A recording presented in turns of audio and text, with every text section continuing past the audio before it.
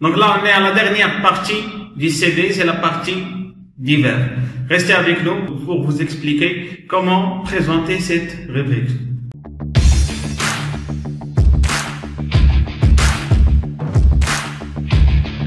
Dans cette partie, la partie divers, donc c'est une partie très importante donc, au niveau du recrutement. Vous allez me dire pourquoi. Donc là, le recruteur essaie de savoir un autre côté de votre personnalité. Il essaie de voir, par exemple, le côté, par exemple, interaction avec la société. Il essaie de voir, c'est-à-dire quelles sont vos capacités à s'intégrer avec les autres, à travailler en équipe. Donc, ce genre de choses. Et il peut savoir aussi votre niveau de discipline, votre niveau de patience.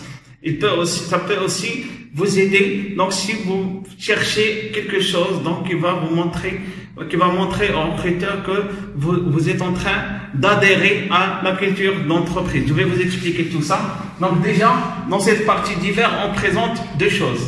Dans les loisirs et les activités. Bien sûr, vous n'êtes pas obligé de présenter les deux. Mais là, je répète, il faut présenter les choses qui seront utiles pour vous dans la phase recrutement, c'est-à-dire des choses qui peuvent intéresser le recruteur.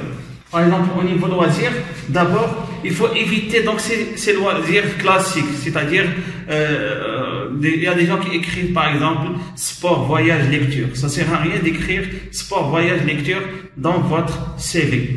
Donc là, il faut être plus précis, parce que si vous écrivez dans loisirs, voyage, lecture et sport, donc ça veut rien dire, ça passe vraiment inaperçu, ça n'a pas de la valeur pour votre CV.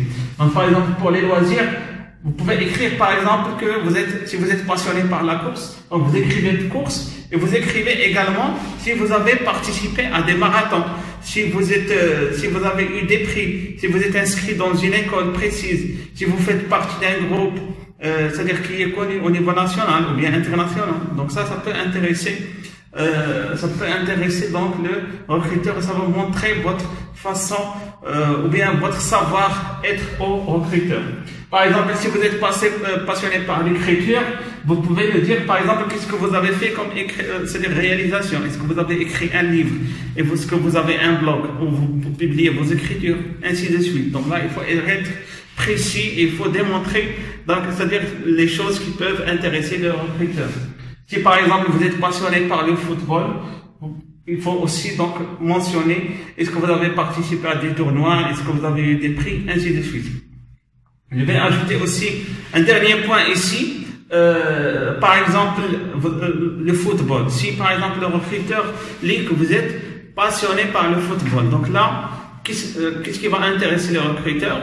Donc ce qui va l'intéresser, c'est que vous pouvez par exemple travailler en équipe, parce que le football c'est un sport qui se joue en équipe, donc ça veut dire que vous pouvez faire des choses en équipe. Donc ça montre un côté de votre personnalité.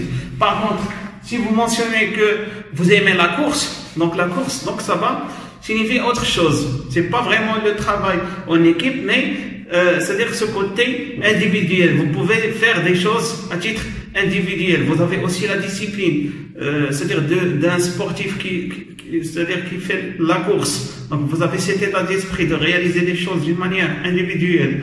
Donc ça, ce qu'on peut décortiquer, ou bien les signes qu'on peut détecter dans cette partie divers. Donc, si vous postulez pas pour c'est-à-dire un travail qui nécessite vraiment un travail en équipe, donc bien sûr, vous pouvez mettre en avant donc ce côté par exemple football, par exemple si vous jouez, mais là il faut vraiment être, c'est-à-dire un footballeur pour démontrer que